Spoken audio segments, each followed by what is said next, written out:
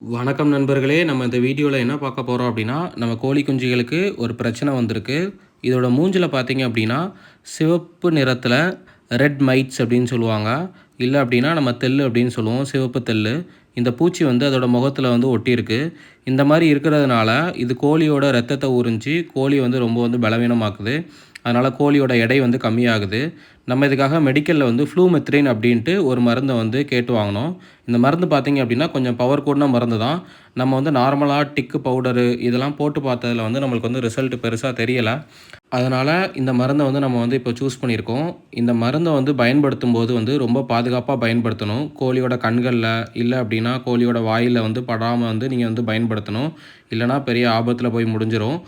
நம்ம வந்து 2 முறையில இந்த மருந்த வந்து பயன்படுத்துறோம்.